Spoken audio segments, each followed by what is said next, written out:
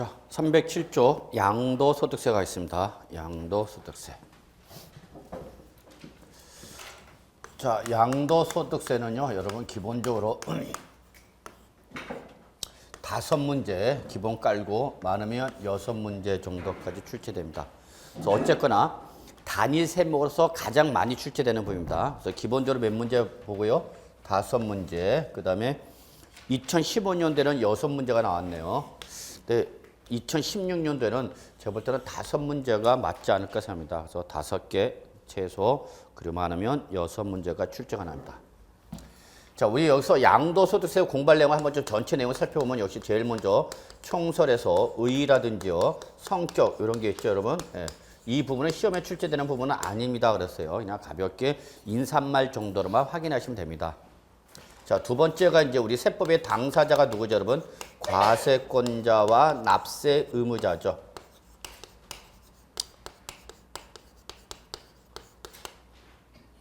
저는 개인적으로는 항상 이걸 먼저 강조하는 사람입니다. 세법의 당사자가 누구란 걸 분명히 인식하라. 그래서 특히 세법은 세금은 과세권자와 납세 의무자의 피티 뛰기는 싸움이 벌어지는 법이 바로 세법이다라는 게 특징이죠.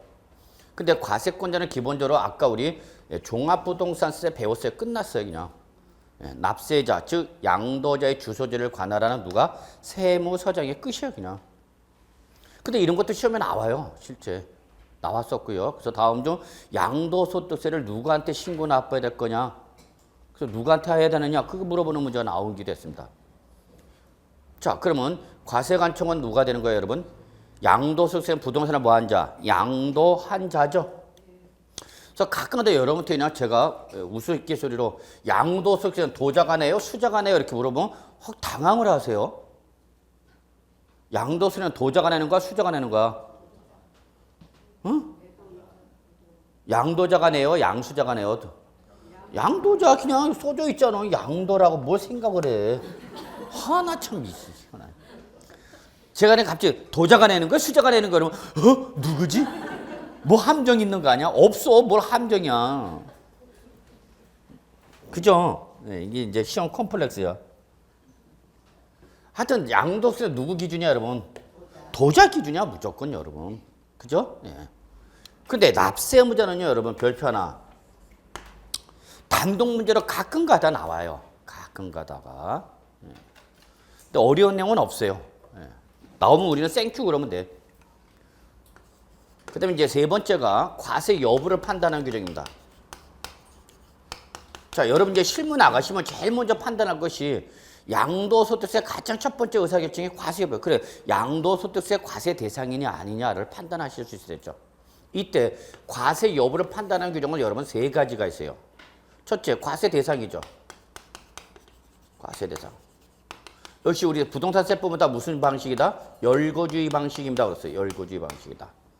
법에서 과세하겠다고 개별적으로 열거된 규정만 과세하는 거죠. 가끔가다 나오죠. 물론 2015년도에도 나왔어요. 역시 여기서 시험에 나오면 땡큐입니다. 고마워. 기본 문제예요. 주워 먹는 문제다는 얘기다. 빨대 꼽아서 그냥 쭉 해보면 돼요. 그 다음에 이제 양도의 개념이에요. 두 번째가 양도의 개념. 네, 충분히 단독 문제로 잘 나오죠. 아주 잘 나와요. 나온다고 보셔야 돼요. 2016년도.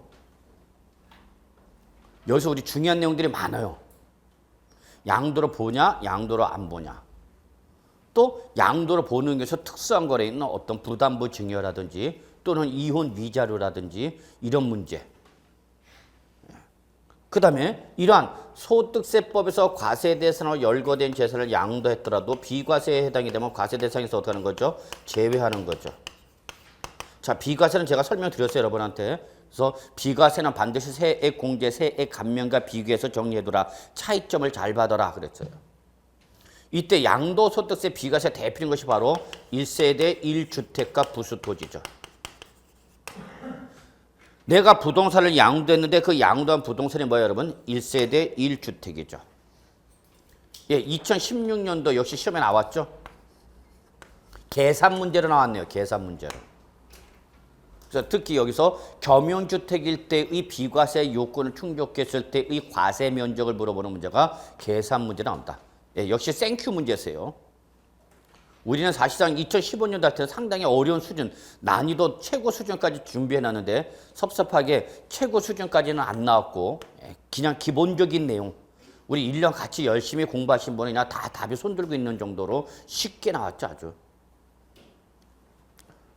자, 그래서 과세 대상은 확정되면 이제 우리가 네 번째가 양도 또는 취득 시기라는 시간적 기준을 다루게 됩니다. 언제 양도한 걸 보고 언제 취득한 걸 볼 거냐. 근데 제가 강의를 잘 못해서 그런지 양도 시기라는 것은 그 양도 시점의 가액을 결정하는 기준이 되는 거고, 취득 시기는 그 취득 시점의 가액을 결정하는 시간적 기준입니다. 올해 2015년에 나올 줄 알았어요. 왜? 개정됐기 때문에. 근데 안 나왔어요. 예, 나올 수 있죠, 충분히. 그다음에 이제 양도 또는 취득 시기가 결정되면 이제 우리 이제 역시 세액을 계산해야 되겠죠, 뭐. 세액 계산은 과세 표준에다가 세율을 곱해서 산출세액이 나오는 거죠. 반드시 시험에 나옵니다. 반드시. 자, 올해 2015년도 나왔어요. 나올 걸 예상했어요. 근데 이 부분에서 상당히 난이도가 조금 어렵게 나왔습니다. 제가 그렇게 강의를 많이 강조했던 부분은 아닌 부분에서 나왔어요. 그래서 양도소득세에서 제일 어려웠던 부분이 바로 과세 표준에서 양도채 계산과 관련된 내용을 물어본 문제인데, 세율 나올 줄 알았어요. 개정됐기 때문에. 근데 안 나왔어요. 그렇지만 역시 여러분이 2016년도 일부 우리 부동산과는 아니지만은 부동산과는 뭐 거의 크게 관련은 없지만 세율 언제든지 시험에 나올 수 있는 부분이죠. 그리고 공인중개사가 부동산을 양도했을 때 그 양도 물건에 대해서 적용되는 세율을 여러분이 분명히 설명해 주실 수 있어야 되는 거죠. 아주 중요한 세금 문제가 발생하는 거니까. 여섯 번째, 부가징수. 예, 반드시 나오죠. 나온다 보시라 그랬어요. 나왔고요. 예, 역시 2016년 또 나오는 거죠. 그랬더니 어떤 분이 다 치고 있네, 다 치고 있어. 별을 이런. 치다 보니까 다 치고 있네, 이런. 뭐 아니, 왜 그러냐면 기본이 몇 문제니까 5개에서 6개니까 다 범위가 다 하나씩 나올 수 있는 거죠, 여러분.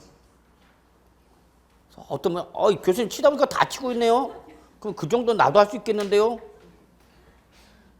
아니야, 기본이 5개에서 6개니까 각각 과세 요건 하나씩 나오는 거죠, 여러분. 출제는 그렇게 내. 하나씩. 그래서 기분 나빠갖고 7번 국외자산도 있어요. 여기는 별표 안 칩니다. 안 치는 데도 있어. 그런데 여러분 주의할 게 있어요, 여러분. 양도소득세는요, 국외자산을 양도했을 때도 과세합니다. 그러나 단 주의사항 여러분, 우리가 지금까지 배웠던 지방세, 취득세, 등록물세, 재산세, 종합부동산세까지 다 어디를 한정을 하는 겁니까? 국내 부동산을 한정하는 겁니다, 여러분. 그런데 양도소득세는 국내 부동산 등은 물론 해외에 있는, 국외에 있는 부동산 등을 양도했을 때도 과세합니다. 이게 양도세 특징이에요. 나올 가능성은 저는 거의 없다 봅니다. 그래서 여러분 그냥 평소에는 들어가지 마세요. 국내 것도 안 끝났는데 괜히 국외 나갔다 못 들어오는 수가 있어요. 국내 거나 정리하신 다음에 그다음에 나오면은 딱 나올 만한 부분 정해져 있어요. 그래서 제가 찝어드려요. 요 정도만 보시면 됩니다. 그러니까 너무 크게 부담 갖지 마시고 평소는 국내 거만 해주시다가 시험에 임박해서 제가 요 정도만 좀 건드려 보세요. 나오면 요거 벗어나지 않습니다. 그대로 나와요. 그래서 이러한 내용을 우리가 양도소득세 공부하는데, 자, 307쪽 한번 보죠. 총론의. 자, 여러분 소득세라는 말이 나온 순간 항상 제일 먼저 튀어나오는 게 뭐냐면 개인입니다. 개인이, 그죠? 제일 먼저 나온 말이 뭐예요, 여러분? 개인이 그랬어요. 그렇습니다. 양도소득세라는 소득세 납세의무자는요, 바로 개인입니다. 개인이 아니라 법인이면 그때는 뭐로 가셔야 되는 거예요, 여러분? 법인세로 가셔야 되는 거죠. 법인세.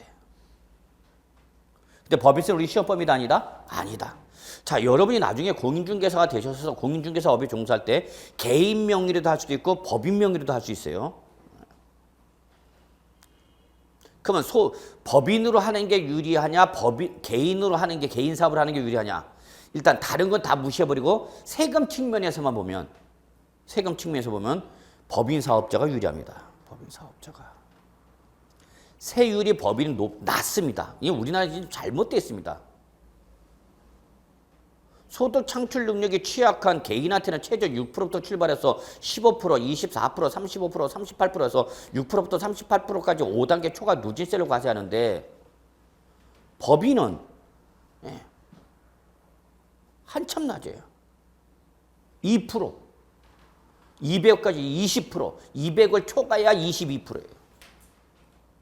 그러니까 똑같은 과표인데 소득세를 적용했던 세율과 법인이 적용했던 세율이 다르다는 얘기입니다. 그리고 여러분 뭐 자동차 같은 경우 다 누구 명의로 사? 법인 명의죠. 그러면 개인 명의로 샀을 때는 재산이 다 잡혀버리니까 여러분 요즘 뭐 무시 못하는 의료보험료. 그죠? 사업자들은 여러분 공인중개사는 사업자니까 아저씨가 근로자가 뭐 이렇게 배우자가 근로자가 아니면 다 사업자로 잡히는 거죠. 그럼 지역 의료보험은 지역으로 의료보험 낼 때는 소득으로 판단하는 것보다는 뭐가 재산으로 판단하죠. 한층 올라가죠. 그러니까 이 구조가 지금 그래서 저는 법인세를 올려야 된다고 생각하는 사람이에요. 법인세를 올리고 소득세를 낮춰야 돼. 가뜩이나 우리 개인이 경제력이 지금 취약한 상태인데 지금 가장 큰 문제입니까? 뭡니까? 지금 이슈가 경제 이슈가 참 온다 야. 지금 우리나라 큰 경기 좀 위기가 다가오고 있죠. 전 세계죠. 우리나라뿐만 아니라 미국 금리 어떻게 되니까 인상됐죠. 제로 베이스에서 지금 0.25% 인상됐죠. 미국 금리가 인상되다 보니까 그게 우리나라와 전 세계에 어떤 영향을 미치는가 지금 발칵 뒤집어졌잖아. 물론 올라갈 거 예상하고 있었기 때문에 그에 대한 대응을 준비하고 있을 거겠지만 좀 큰일입니다. 경기가 갈수록 특히 금리가 우리 부동산 시장에 영향을 미쳐요, 안 미쳐요? 미치죠. 엄청 미치죠. 그러나 그거는 우리는 뭐 관심 없죠. 가요. 그래서 여러분 항상 개인이라는 거 잊지 마시고요. 개인이 밑줄 해당 과세 기간에 이런 건 뭐 부동산 경제에서 배우겠죠. 뭐 해당 과세 기간에 밑줄 소득세는 무슨 세? 기간세. 그럼 여기서 해당 과세 기간은 언제를 말해요? 그죠? 예, 1월 1일부터 12월 30일이라고 했잖아요. 소득세는 기간세입니다. 그래서 매년 언제부터 언제까지다? 1월 1일부터 12월 31일까지로 한다고 그랬잖아. 그래서 소득세는 영년주의 따라서 과세한다 그랬죠. 그래서 12월 30일이 딱 지나면 이제 여러분은 소득세 납세무가 발생하는 거죠. 그래서 소득세 납세무 발생했다서 바로 이제 우리 종로 종각에서 뭐 합니까? 보신각 타종하잖아. 땡, 그 종 외쳐. 과세 기간 끝났다 이거. 얼마 안 남았죠? 또 한 해가 가네요. 정말 해당 과세 기간에 절대 놓치면 안 됩니다. 소득세는 무슨 세? 기간세. 그럼 여러분이 이걸 무시를 자꾸 놓치는 게 뭐냐면 소득세는 매년 1월 1일부터 12월 31일 1년을 1과세 기간으로 해서 부과합니다. 그랬죠, 여러분? 그죠? 그러면 제가 올해 부동산을 3번 양도했어요. 근데 한 번 양도할 때는 100의 이익을 발생했고 한 번은 20의 손실이 발생했고 요 손실을 말하는 거야, 적자. 한 번은 30의 이익을 봤어. 그러면 소득세는 기간세라는 건 뭐를 말하냐면 1월 1일부터 12월 30일 동안에 발생한 뭐를 소득을 다 모아서 합산해서 1년에 벌어들인 소득에 대해서 그 총액에 대해서 소득세를 계산해서 다음 연도 언제 5월 1일부터 5월 30일 사이에 뭐 하라는 얘기야? 신고하고 납부하라는 얘기죠.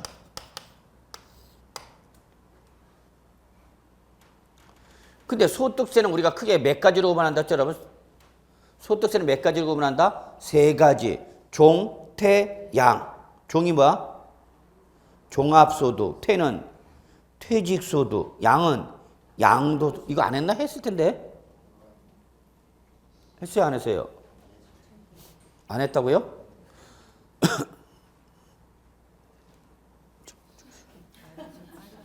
응?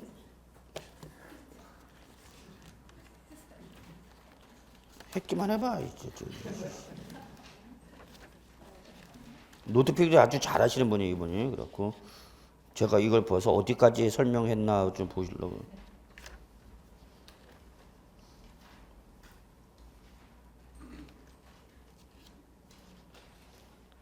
했구만. 하여튼 저 총론할 때 설명했네. 그림까지 그려져 있네.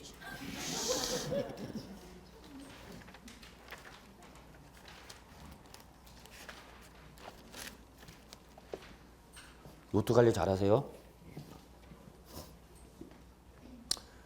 우리는 공인중개사가 절대적 평가잖아, 여러분. 그러니까 동업자 정신이 가능해.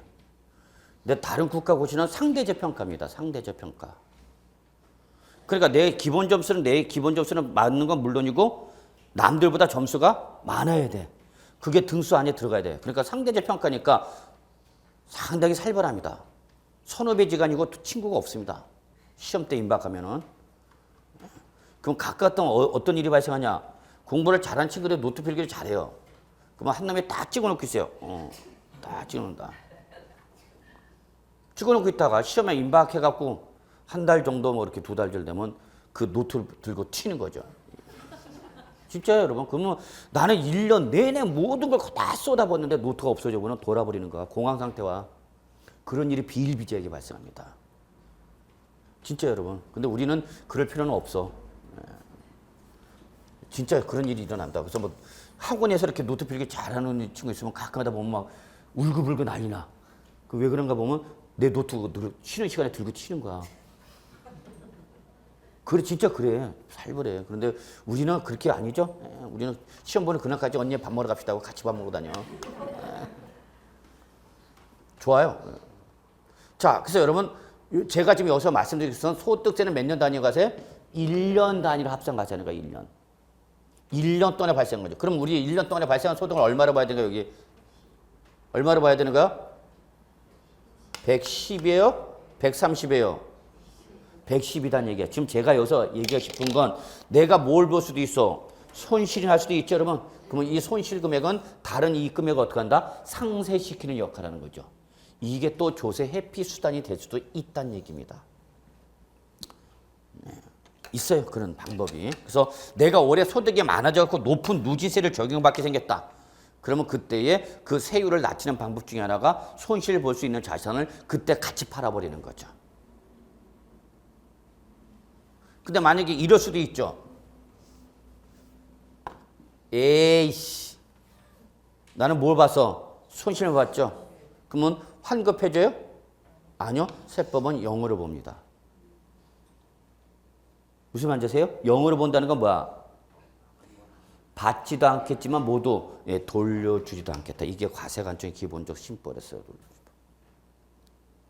제가 아까 종부세에서 세대별 합산과세 해갖고 이게 헌법재판소 위헌 판결했다 그랬죠. 그 당시 제가 많이 하고 강의 나간다면서 꼭 환급 받으셔야 됩니다. 환급. 여러분, 과세관청은 절대 환급을 자동으로 해줘, 안 해줘? 안 해준다 그랬어, 분명히. 돌려주는 건 절대 자기가 안 돌립니다. 안 돌려줘. 내가 반드시 뭐 해야 돼? 환급해달라고 뭐 해야만? 청구해야만 돌려줍니다. 왜? 걔들도 돈을 돌려줄 때 뭐가 있어야 돼? 근거가 있어야 되니까. 돌려줘야 되는 근거가 있으니까.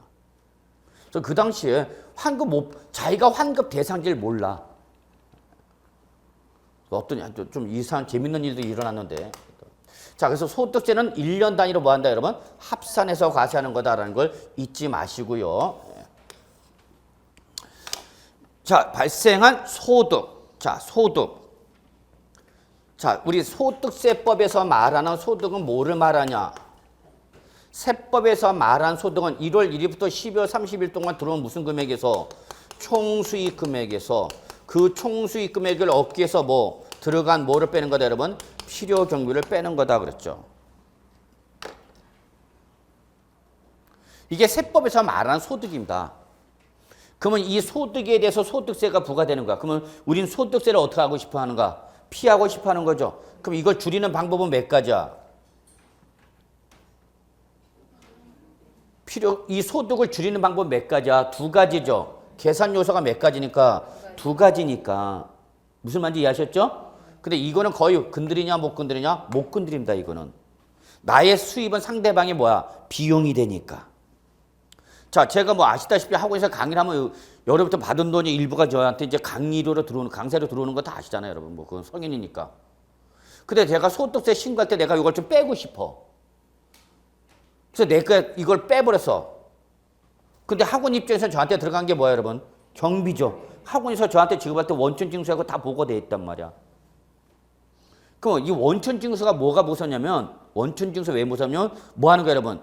지급하는 사람과 지급받는 자 간에 뭐 하는가? 상호 크로스 체크한다는 얘기야. 상호 크로스 체크한단 말이야. 어디서? 국세청 HTS에서 돌린다고. 그러니까 우리나라에서 가장 컴퓨터가 센 데 중에 하나가 바로 국세청입니다. 두 번째 거 아마. 제일 센 데가 어디예요? 기상청. 죄송합니다. 예, 이거는. 그러니까 제가 아까 요거는 이건 건드려 못 건드려? 못 건드린다 보셔야 돼요, 여러분. 그러니까 여러분 나중에 공인중개사 되실 때 공인중개사 수수료 받았죠? 그럼 여러분은 부가가치세법상 사업자. 그래서 반드시 뭘 내야 돼요, 여러분? 부가치세 낸단 말이야, 부가치세. 그럼 부가치세는 여러분 받은 금액을 갖고 낸단 말이야. 물론 낸 금액은 예, 공제해갖고 크냐 적냐인데 이때 부가치세 줄이니까 이걸 줄이는 거죠. 실제 일어납니다. 근데 문제는 여러분은 이게 가능한 게 뭐냐면 실제 여러분의 상대방은 누구니까? 최종 소비자죠. 최종 소비자는 개인들이잖아, 개별적인 사업자예요. 근데 사업자일 때는 못 건드리죠. 그래서 실제 부가치세 많이 줄였어요. 그러다 한번 된통이 수원에서 난리가 났었는데 이건 거의 뭐 힘듭니다. 그 대신 여러분 뭘 잡아야 돼? 예. 요걸 어떻게 해야 돼? 늘려줘. 지금 무슨 달이죠? 12월 달이네. 자, 뭐 배우자가 직장 다니면 우리 이제 뭐 준비해야 돼? 연말 정산 준비하죠. 연말 정산을 준비하는 건 뭘 준비하는 거예요, 여러분? 1년 동안에 낸 각종 보험료, 의료비, 교육비, 기부금 등 뭐 필요 경비에 대한 증빙서를 제출하는 거죠. 그 증빙서를 제출하는 이유는 뭐야? 요거를 어떻게 하겠다는 얘기가 늘려서 과세 대상의 소득을 어떻게 했다는 얘기야? 줄이겠다는 얘기죠.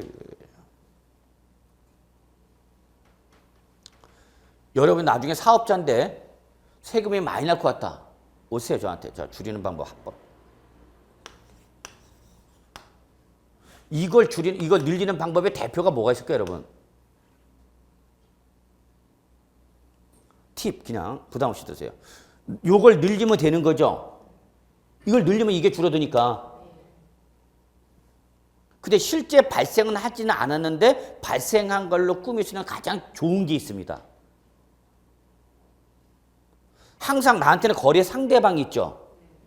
거래 상대방이 있다는 걸 느끼셔야 됩니다. 근데 그거와 관계없이 내가 이걸 증빙할 수 있는 게 있어요. 나 이번에 연말정산 많이 받고 싶어.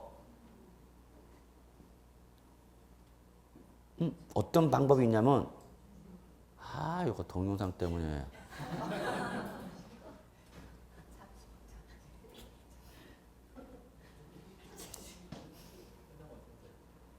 나중에 편집할죠? 그냥 가. 아이씨. 동영상들도 인터넷 수강생들도 들어야죠. 가장 많이 현실적으로 이용하는 게 바로 뭐냐? 이거죠, 이거.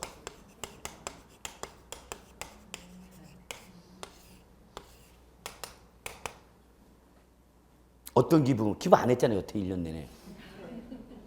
우리나라 가장 큰 후진성, 기부제도가 없다는 우리나라. 기부 문화가 우리나라 아주 후진적이죠. 아주 후진적입니다. 기부 안 합니다, 제가 볼 때는 거의. 근데 하는 데가 있죠, 이거를. 사후 세계를 위해서 하잖아, 열심히. 바로 뭐죠? 종교단체죠. 지난주에도 뉴스에 안 나왔습니다. 종교단체에서 이거 영수증 과다 발급해, 허위 발급해갖고. 들으셨죠? 바로 이것 때문입니다. 저는 이거 기부공제, 종교단체 기부한 건 저는 절대 공제하지 말라는 사람 입장입니다. 그는 본인이 사후세계를 위해서 낸 건데 그걸 소득세 줄이는 방법으로 해갖고 줄인다는 것은 말이 안 되는 거죠. 그래서 지금은 이제 교회 가시면 다 아시죠? 목사님 그러면 오셨어요 신도님 그러면서 연말정산 해야 되는데 예. 얼마를 해드릴까요? 그러면 사랑 좀 베풀어 주시옵소서. 알겠습니다. 낸 거에 대해서 가공의 금액을 발행하죠. 또 절에 가서 지금 절에 가시면 이제 스님한테 가죠. 스님 그러면 오셨군요. 다 알아 몰라? 알아요 다. 얼마를 끊어드릴까요? 자비를 베풀어 주시옵소서. 그러니까 막 발급해 주는 거죠 막. 그러면 그 차액에 대해서 일정 부분을 또 받죠 자기가. 기부해줘야지. 그래서 내가 100만 원 실제 1년 내에 100만 원 해서 근데 한 500만 원 해줬어. 그럼 400만 원 더 해준 거죠? 그럼 이 정도 한 10분은 다시 기부를 해주셔야지. 이분도 끊어주는 맛도 있는 거지. 참네. 이거를 막 과다 발급하는 거죠. 과다 발급. 그러니까 우리나라의 기부 문화는 바로 이겁니다. 실제 공익을 위한 기부가 아니라 자기 사후 세계를 위한 기부죠. 그리고 그걸 공제해달라. 저는 반대하는 사람이죠. 최근에 제가 하나 좀 찬성하는 건 종교인 가세가 확대됐네요. 종교인 가세 2018년도부터 가세하는 걸로. 그게 제가 공부할 때 1990년부터 나왔던 얘기입니다. 종교인 과세가. 자, 요걸 잊지 마시기 바랍니다. 그러면 요거를 그대로 어디로 끌고 오냐? 양도소득세를 끌고 올게요. 그러면 양도로 인한 것이 바로 뭐가 되는 거고 양도소득세는 양도소득이 되겠죠? 이 구조를 끌고 있으라는 얘기입니다. 그럼 총수익 금액은 뭐가 되는 거죠, 여러분? 양도가액이 되겠네요. 필요경비가 뭐가 되는 거죠, 여러분? 취득가액 등의 필요경비가 되는 거죠. 이걸 그대로 끌고 오면 됩니다. 그래서 무슨 가액이었어요, 여러분? 양도가에서 뭐를 빼라고요? 취득가액 등의 뭐를? 필요경비를 빼는 거죠. 이게 양도소득입니다. 그러면 제가 우리 인문과정이 아니라 시험 보는 그날까지 여러분들 꼭 강조하는 그림이 있습니다. 부동산세법은 이 그림을 그릴 줄 모르면 이 그림을 통해서 모든 게 다 설명이 가능합니다. 감히 자부합니다. 저는 양도소득세 규정은 이 그림을 통해서 다 게임 끝납니다. 내용을 모르면 그림을 그릴 수가 없어요. 자, 부동산을 뭐 했다? 취득했다. 자, 취득 당시 가액이 여러분 5억 원입니다. 자, 매매다고 가정하죠? 그럼 요거는 실가요, 시가요? 실가입니다, 여러분. 잊으시면 안 됩니다. 양도소득세는 기본적으로 실기거래가로 계산합니다. 잊지 마십시오. 양도소득세에서 양도차익은 다 뭘로 계산하라? 실가로 계산합니다. 그러니까 내가 얼마 주셨다는 얘기예요?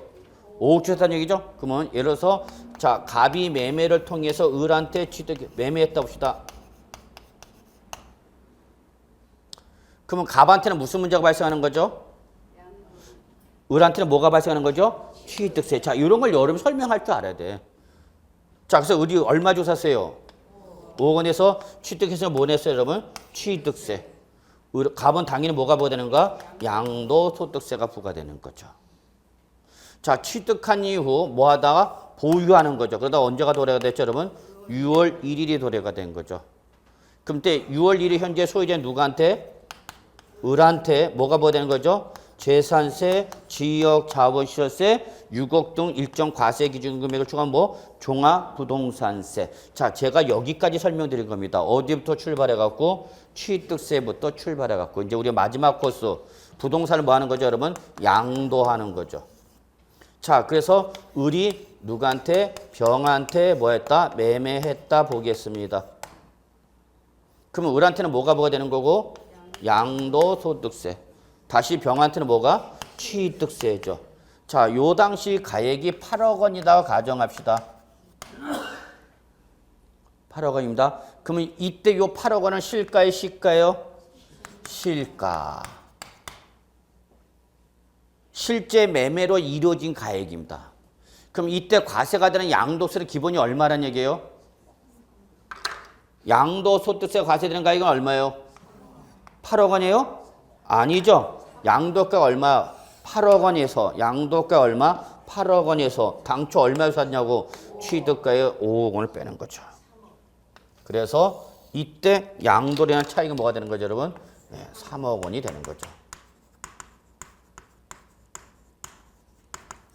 요 양도 차이 3억 원을 양도하는 가지에서 실현된 뭐로 보는가? 소득으로 보아서 과세하겠다는 게 바로 뭐다, 여러분? 양도소득세죠. 자, 그러면 양도자 입장에서는 양도소득세가 엄청나게 큽니다. 엄청 큽니다. 억 단위로도 막 가버리는 거예요, 여러분. 세금이 양도세는 1,000만 원이 기본이고 1,000만 원 단위는 물론이고 억 단위로 막 가. 이 금액이 커지면 커질수록. 그리고 이걸 취득한 사람 뭐한테 뭐가 되는 거예요, 여러분? 취득세죠. 그러면 병은 뭘 내야 되고? 취득세. 양은 뭘 내야 되고? 양도소득세. 을이죠. 그러면 얘는 양도세 적게 내고 싶고 병은 뭘 적게 내고 싶어? 취득세. 그러니까 이때는 둘 다 이해관계가 어떻게 돼? 일치되죠. 일치되니까 공인중개사는 여러분한테 뭘 요구하는가? 다운계약서 써달라는 얘기죠. 그래서 얼마짜리로? 7억짜리로 다운계약서 써달라는 얘기예요, 여러분. 실무 나가면 일어나는 일이야, 여러분. 자, 그러면 공인중개사는 여러분한테 7억으로 다운시켜달라고 그래요. 이거 다 적발됐죠, 이번에? 3주 전인가 2주 뉴스 났죠. 올해 부동산 매매 건수에서 위장신고, 허위신고, 다운신고하고 다 잡아내갖고 다 추진 들어가고 과태료 때리고 공인중개사 아이고. 자, 여러분 나가는 순간 이런 일이 당한다고. 그럼 써줘 안 써줘? 안 써주면 그 고객은 딴 데로 가겠대. 세고 센 게 공인중개사한테 우지대가 그 사람들 도자가 수자가 딴 데 갑시다 우리끼리. 그럼 써줘야 되잖아. 그럼 어떻게 할 거냐고 써달라는 거 요구돼서. 자, 이렇게 생각해 봅시다. 그러면 조금 더 생각을 연장해 봅시다. 자, 이번에는 병이 이렇게 설명하면 어떻게 해봐요? 자, 병이 양도하는 거죠. 자, 9억 원이 양도했다 봅시다. 실질거래가 얼마예요? 9억 원이에요. 자, 다운계약서 썼어요, 병이. 실가로 의한 양도체가 얼마죠? 실질거래 양도체액은? 실질거래 양도체액은 병이 양도체가 얼마야? 1억이죠. 근데 뭘 썼으면은 다운계약서 썼으면 양도체가 얼마 나오죠? 2억이 나오네요. 이거 설명해 주면 되겠죠? 너는 뭘 줄일 수 있지만 나중에 더 큰 뭐가 날라온다? 양도소득세가 날라온다라는 걸 여러분이 설명해 줄 수 있어야 되죠. 너의 이 다운 금액이 이게 어디에 붙는다고요? 양도소득세 붙는다니까, 양도소득세. 이거 설명하면 둘 다 이거 하겠냐고. 그리고 다운계약서는 우리 양도소득세 대표적인 무슨 행위예요, 여러분? 부정행위입니다, 부정행위. 알고 계셔야 돼요. 세법에서 이중계약서, 허위계약서 대표적인 우리 세법상 무슨 행위다, 여러분? 부정행위입니다, 부정행위. 그러면 부정행위에 대해서는 몇 프로의 가산세가 부과될 뿐만 아니라 40%의 가산세가 부과될 뿐만 아니라 제척기간, 요 줄인 금액에 대해서 과세관청에 과세할 수 있는 건 양도세는 몇 년이야? 10년입니다. 10년. 과세관청은 몇 년 지나기 전까지는 10년이 지나기 전까지는 이거 적발해서 뭐 할 수 있다? 추징 들어갈 수 있다는 얘기예요. 추징.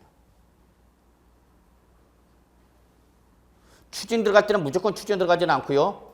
과세 예고 통지입니다. 그 과세 예고 통지 받으신 분은 가슴이 벌렁벌렁 뜁니다. 세금이 엄청 때려져 있을 테니까 그때 이제 들고 와서 이제 뭐 어떻게 하면 좋냐?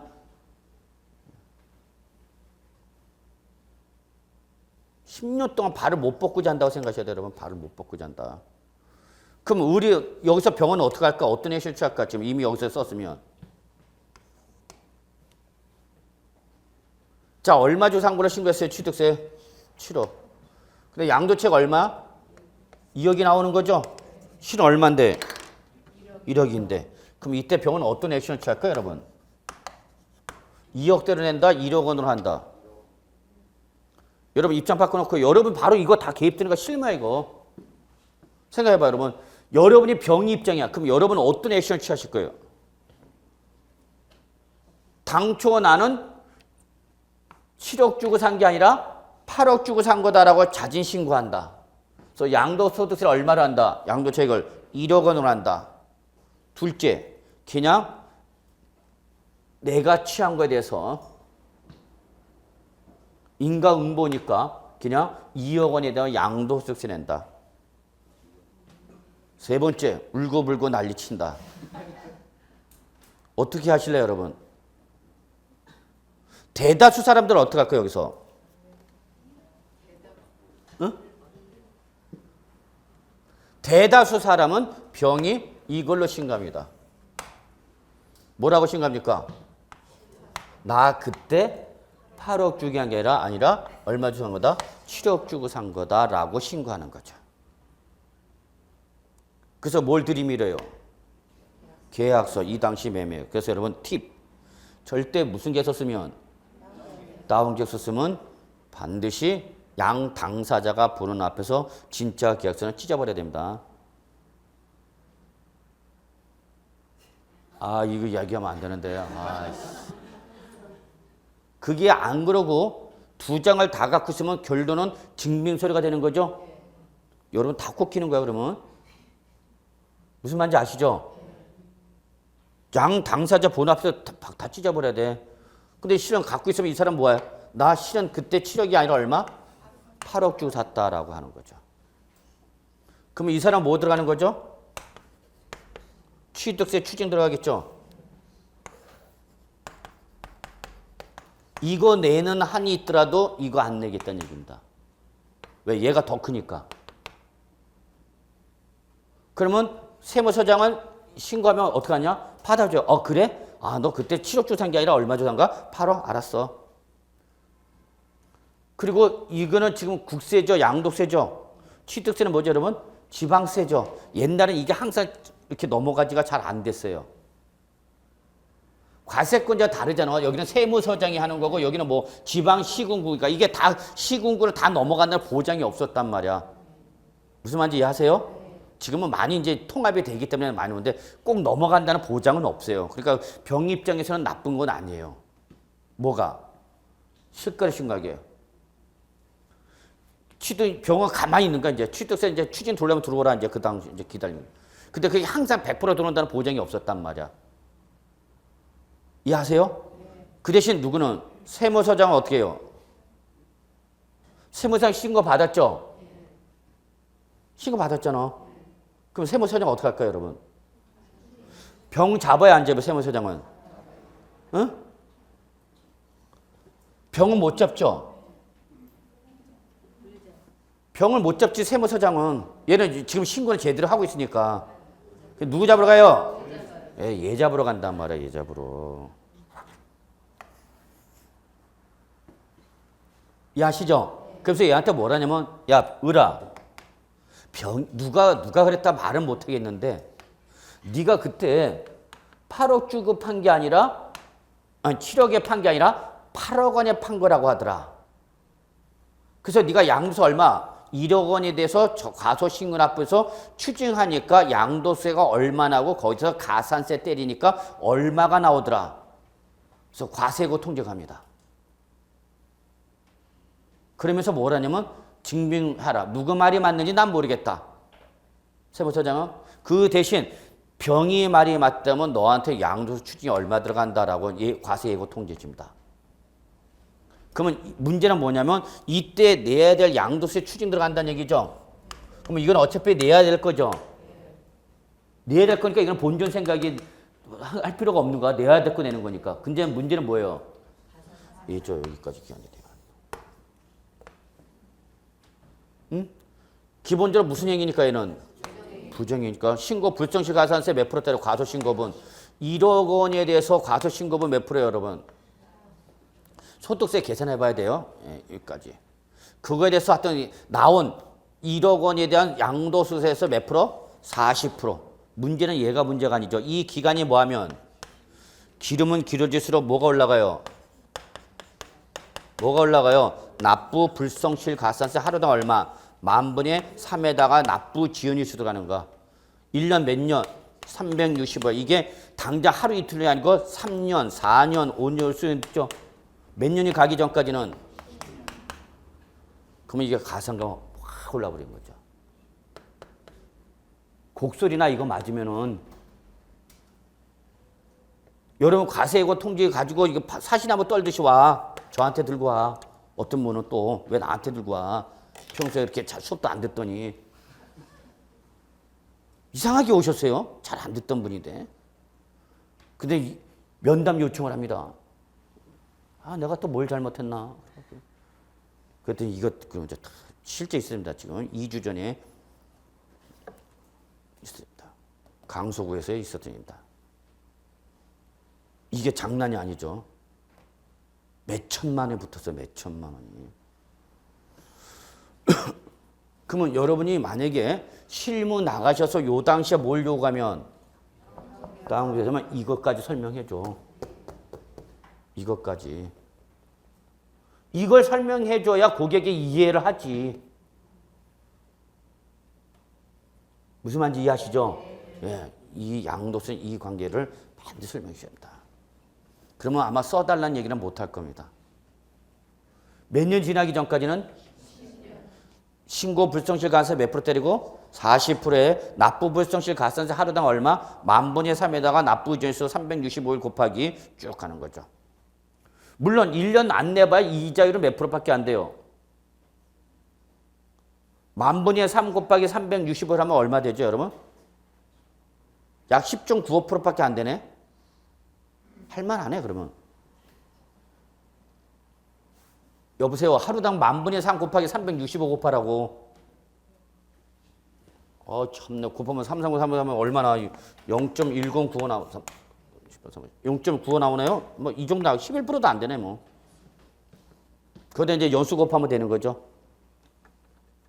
2년, 3년, 4년, 5년 이렇게 늦었다면. 근데 여러분 이거 아셔야 돼요. 추진 들어올 때는요. 이게 집값제로 거의 들어오지 않습니다. 지금 과세고 통지 받으신 분이 몇 년 전께 온지 아십니까? 5년 전께 옵니다. 5년 전과. 왜요? 소멸시 5년 반. 그러니까 항상 과세 관청을 뒤질 때 몇 년 거부터 뒤지죠? 5년 전 거부터 뒤집니다. 그러니까 과세고 통지 들어오면 올해 거 작년 께 오는 게 아니야. 4년 전, 5년 전께 온다고. 그럼 여기 5년이 붙는 거예요, 여러분. 4년, 5년이. 기본 4년. 그러니까 세금이 확 늘어나죠. 그러니까 제가 여러분 나중에 실무 나갈 때 이런 일이 다운돼서 써달라 하면 이거 한 번만 이거 딱 하나 브리핑 만들어놔. 응? 뽑아 넣어갖고 요즘 뭐 파워포인트 하나 딱 그리면 되잖아. 너 이렇게 먹을래? 그럼 써줄게 그래 그때 가서. 너도 먹고 너도 먹고. 그럼 요즘은 여기까지 들어간다고 대부분. 전산화가 다 돼버리기 때문에. 그리고 국세청에서 요구합니다. 시군구청에다가 자료 통보 요청 들어갑니다. 그럼 다 넘어가는 거죠. 거꾸로 들어가면서 얘 추진 들어가라. 무서워 안 무서워? 무서워요 여러분. 세금은. 빨리 끝내라고요? 알았어요. 무섭긴 뭐가 무섭냐. 요 그림 하나 꼭 좀 그려두시고요 여러분. 예. 요거 하나 클로즈업 크게 잡아. 요거 클로즈업 쭉 하면 하나 당겨줘. 동광생을 위해서. 자, 그래서 여러분 이런 관계가 있다는 거. 그래서 양도세가 항상 연속적으로 흘러간다는 걸 잊지 마시고요. 자, 우리 부동산 등 한번 과세 대상 잠깐 볼까요? 부동산 등. 여러분 꼭 적어내세요. 무슨 주의? 열거주의 방식. 그런데 2016년도에 재밌는 게 있습니다. 자, 2015년도까지는 자, 양도소득세 과세 대상은요. 크게 부동산 등 하나, 밑줄 부동산 등 하나. 그다음에 주식 등 밑줄 하나. 여기까지가 2015년도였어요. 근데 2016년부터 하나가 더 붙습니다. 밑줄 뭐 파생 상품이 붙습니다. 가끔가다 여러분 뉴스 나오죠. 대재벌 회장이 파생 상품을 했다가 몇 조 손실 보고 한번 들어갔다 나왔죠. 예, 전문가들도 했다가 물리고 나오는 게 바로 파생상품입니다. 선물, 옵션, 수합 이런 거죠. 내년부터는 파생 상품도 과세하겠다는 얘기입니다. 내년부터는 자본 과세가 강화됩니다. 자본 과세가. 그래서 결론.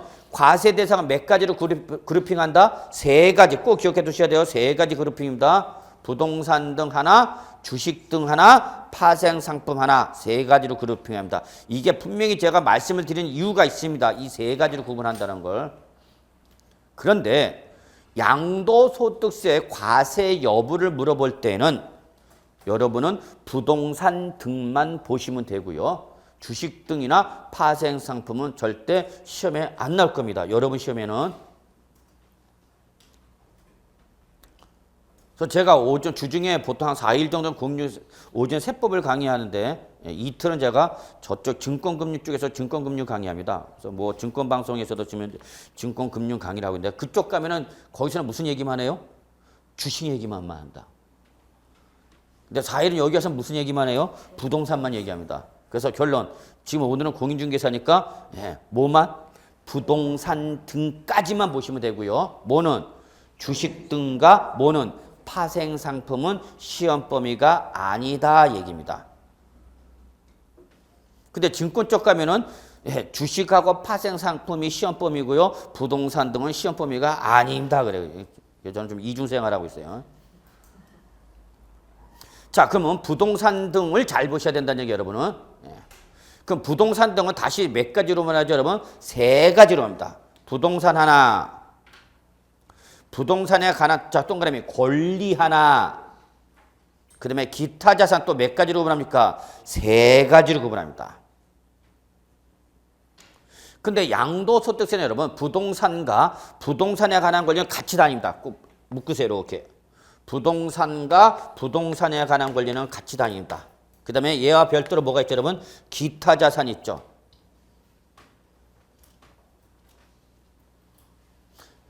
그러면 기타 자산에서 여러분 1번과 2번 묶으시고요. 1번과 2번 묶으시고요.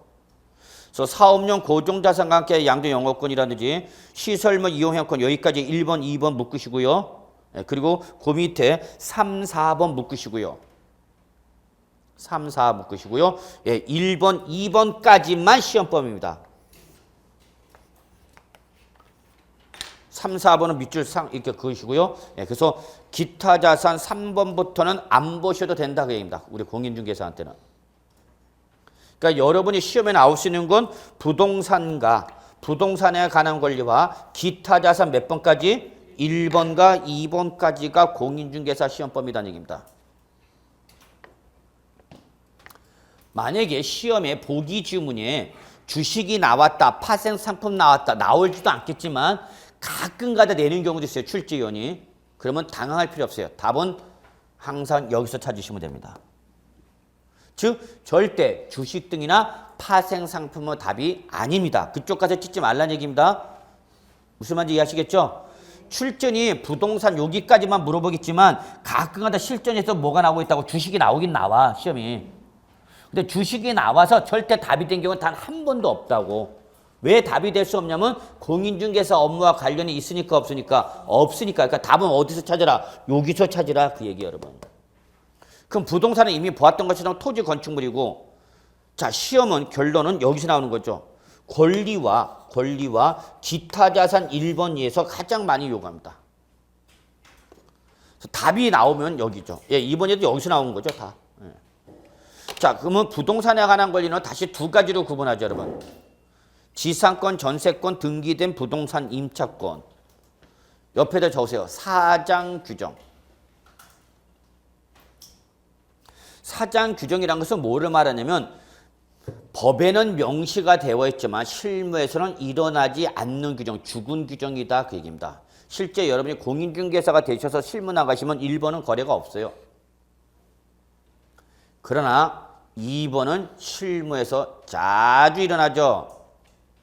그래서 2번은 뭐죠? 특징이 부동산을 취득할 수 있는 권리입니다. 그럼 1번 잠깐 볼까요? 지상권, 전세권, 부동산 임차권. 민법에 따라서 양도할 수 있습니까? 얘들을? 양도할 수 있어요? 지상권, 전세권, 등기된 부동산 임차권? 예, 양도할 수 있죠. 재산권이기 때문에. 실무에서는 일어나지 않습니다. 그럼 전세권의 양도와 전전세 배우셨습니까, 여러분? 전세권의 양도와 전전세의 차이점은 뭐예요? 그게 전 하나가 더 붙으면 되는 거지 뭐. 전전세와 전세권의 양도. 전전세는 알죠? 준 놈이 또 준 거죠? 그거 아시죠? 그럼 전세권의 양도는? 그거는 좋아요. 어쨌거나 좋습니다. 민법도 잘 배우시려 묻고요. 자, 지상권, 전세권, 부동산, 임차권인데 여러분 지상권, 전세권 밑줄 민법에서 배우셨죠? 대표적인 무슨 물건? 용익물건이죠. 그럼 우리 민법상 용익물건은 몇 가지가 나와 있죠? 세 가지죠. 근데 여기 지금 몇 가지만 나와 있어요? 뭐가 없어요? 예, 지역권이 없네요. 예, 그렇습니다. 지역권은 양도소득세 과세 대상이 아닙니다. 제가 작년까지는 양도소득세 과세 대상이다. 지금 안 나온 건 지역권밖에 없다 그랬어요. 재작년까지만 해도 시험에 나오면 양도소득세 과세 대상에서 지금 안 나온 게 지역권밖에 없다. 출전에 만약에 이걸 낸다면 지역권 물어볼 거다. 예, 그대로 지역권 출전이 물어보네요. 그 다음에 부동산 임차권을 보세요. 잠깐. 부동산 임차권은 물건이에요? 채권이에요? 채권이죠. 지상권, 전세권은 물건이에요? 채권이에요? 예, 그러다 보니까 지상권, 전세권은 등기 여부를 묻지 않습니다. 그런데 임차권은 반드시 채권이다 보니까 뭘 요구한다? 앞에 동그라미 등기된 이게 키워드입니다.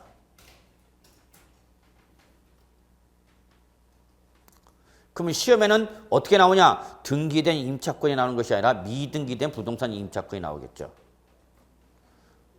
뭐가 나온다고? 미등기된 부동산 임차권이 나온다고. 그럼 미등기된 부동산 임차권은 과세 대상이다고 아니다고? 아니다라는 걸 잡아내실 수 있으면 되죠. 이게 1번이 전통적인 부분입니다. 근데 요즘은 2번 쪽으로 많이 나오죠. 2번은. 지금은 2번 쪽. 그러니까 시험 패턴이 자꾸 바뀌어가요, 여러분. 흘러가는 추세를 알아야 돼. 실무에서라는 게 바로 여러분 잘 아시죠? 아파트 당첨권, 재개발, 재건축 조합원 입주권이죠. 이거 소위 말하는 뭐야, 여러분? 딱지. 그렇죠, 딱지죠. 자, 여기서 양도소득세에서 아주 중요한 거 말씀드리겠습니다. 꼭 정리해 주시기 바랍니다.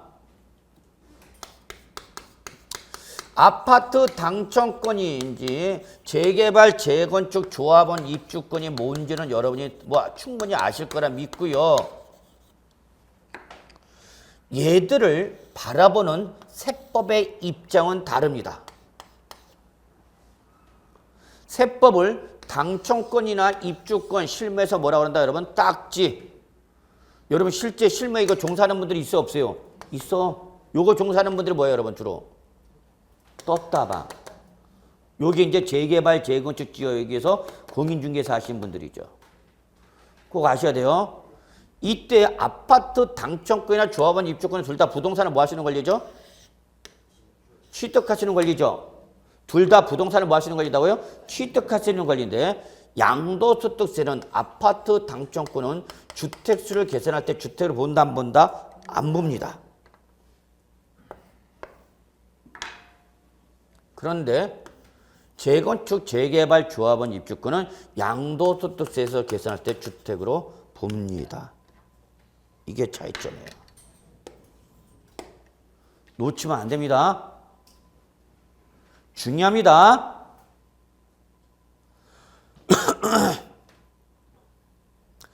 얘는 주택수와 전혀 관련이 있다고요? 없다고요? 없습니다. 얘는 곧바로 주택으로 취급한다. 그렇게 보시면 주택이다. 그래서 우리 양도소득세는 주택과 조합원 입주권이 같이 다닌다고 보십시오. 같이 다닌다. 얘는 둘 다 권리는 맞죠? 둘 다 권리는 맞는데 우리 얘는 주택과는 관계가 없지만 얘는 주택을 취급한다는 게 특징입니다.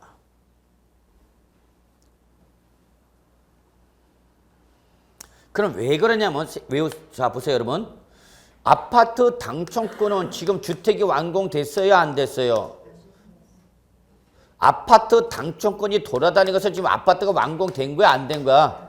안 된 거죠. 지금 아직 주택이 원시 취득이 이루어진 거 안 이루어진 거야? 안 이루어진 겁니다. 그러니까 주택수와는 전혀 관계가 없습니다.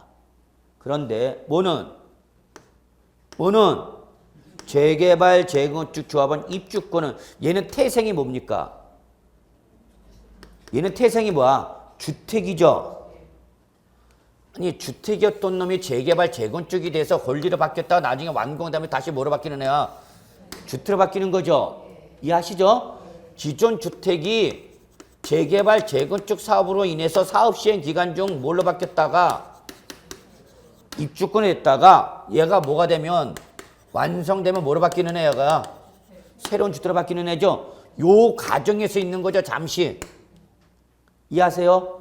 그러니까 우리 양도세는 얘는 너는 잠시 이 재건축, 재개발 사업 시행 기간 중에만 권리였던 거고 나중에 뭐로 바뀌려니까 주택으로 바뀌려라는 얘기야. 맞아요? 주택부터 입주권으로 주택으로 갈래죠? 다만 요 한시적인 거죠, 이거는. 그래서 얘는 우리 양도세에서 뭐를 취급한다? 주택을 취급한다. 자, 그럼 보세요. 갑씨가 A주택을 가지고 있어요. 그 다음에 B, 아파트 당첨권을 가지고 있어요.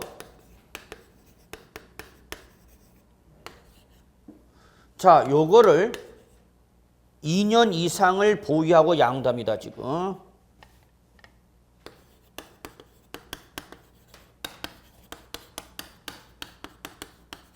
그래서 공인중개사인 여러분이 지금 이걸 양도했습니다. 예, 여러분이 양도를 주부했다고 중개했습니다. 자, 갑이 묻습니다. 공인중개사인 여러분한테. 공인중개사님, 저는 A주택 하나만 갖고 있고요. 요거 말고 뭐 하나 있고요? 당초권 있고요. 요거 몇 년 보였어요? 2년 이상. 저 비과세 받아요? 못 받아요? 이렇게 물어보는 거죠. 저 이 양도에 대한 양도소득세 내야 돼요? 안 내도 돼요? 이렇게 물어보죠, 여러분한테. 왜? 여러분이 부동산 전문가니까. 그럼 여러분 뭐라고 대답하셔야 돼요? 예? 비과세야? 과세야? 비과세요? 과세요? 여러분이 말 한마디에 이 양도자는 돈이 왔다 갔다 하고 있어, 지금. 그럼 어떡하라고, 얘를 어떻게 하라고? 주택으로 잡으라고? 잡지 말라고? 몇 주택자로 보라고? 1주택자로 보라고, 1주택자. 비과세 받을 수 있다고 없다고? 있다고.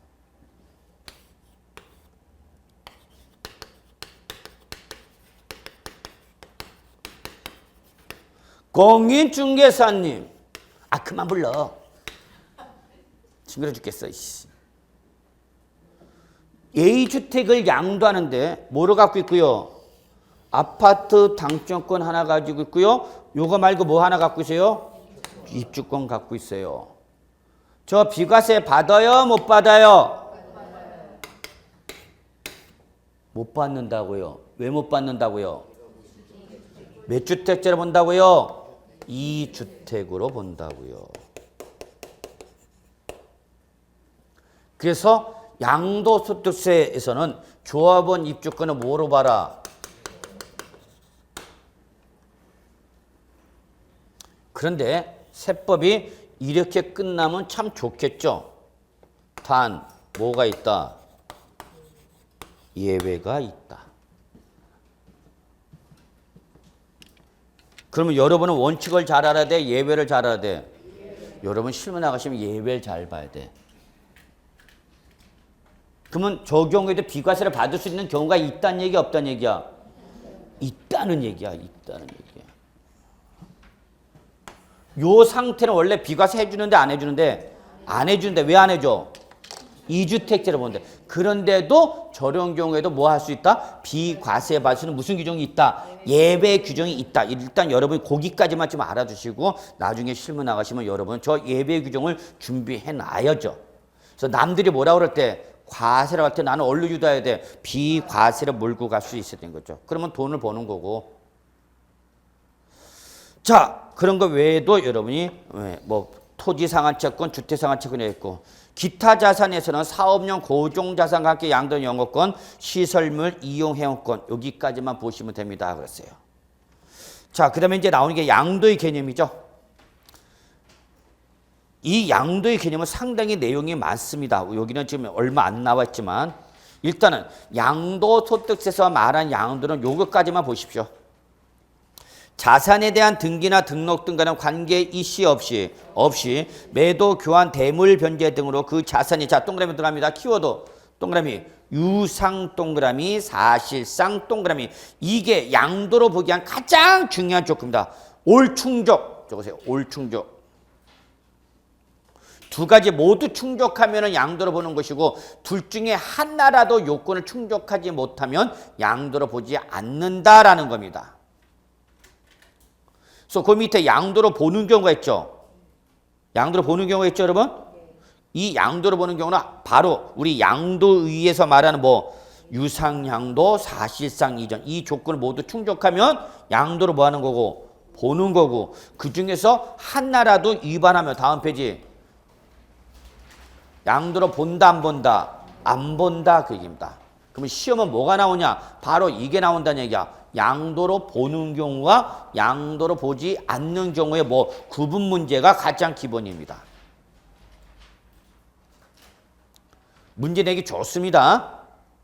섞어놓고 다음 중 양도소득세에서 양도로 보는 경우와 양도로 보지 않는 경우 구분을 옳게 한 게 뭐냐? 이렇게 물어본다는 얘기야. 그러면 여기 말고도 여러분은 대법원 판례까지 들어가야 돼요. 여기는. 대법원 판례와 통치까지 들어가야 되는데 그 수많은 규정을 다 외울 수가 없어요. 그러면 판단 기준을 알라는 얘기야. 판단 기준. 판단 기준은 뭐다? 반드시 무슨 양도해야 된다? 유상. 그리고 그 유상으로 이전된 것이 어떻게 된다? 사실상 이전돼야 됩니다. 이 두 가지 조건을 최소한 이 두 가지 조건을 충족해주면 양도를 본다 안 본다? 본다. 그럼 그 양도를 보는 경우에서 개별 문제로 나올 수 있는 게 있는데 그게 바로 2번과 3번입니다. 물으세요. 2번과 3번은 개별 문제로도 출제 가능합니다. 특히 2번이 중요합니다. 밑줄 부담부 징여라는 걸 절대 놓치면 안 됩니다. 3번은 위자료 지급입니다. 얘들은 각각이 단독 문제 출제 가능합니다. 예, 실제 출제됐었고요. 계산 문제라도 출제 가능합니다. 2번은. 그래서 2번과 3번이 제일 중요합니다. 그러면 다음 페이지 넘어가 보세요. 양도로 보지 않는 경우를 보시면 제일 중요한 게 1번입니다. 이거는 소득세법에서 명시되는데 이건 정책 목적입니다. 그래서 시험에 잘 나옵니다. 그래서 양도로 보지 않는 대표 선수가 1번입니다. 이걸 차례 기억하세요. 양도로 보지 않는 대표 선수. 2번이 2015년도 개정상이에요. 조금 얘는 출제 문제 내기가 조금 애매해서 나올 가능성은 높지는 않았지만 그래도 우리는 준비를 했는데 안 나왔어요. 단 조건이 있는데 그 조건을 여러분 좀 확인해야 되고 그 다음에 몇 번을 잘 보셔야 되냐면 바로 3번 밑줄 양도담보. 이건 여러분 민법에서 좀 양도담보 개념 잡으셔야 돼요. 4번 적으세요. 공유권의 분할입니다. 4번은 공유권의 분할. 그래서 1번, 3번, 4번이 제일 중요합니다. 양도로 보지 않는 3인방입니다.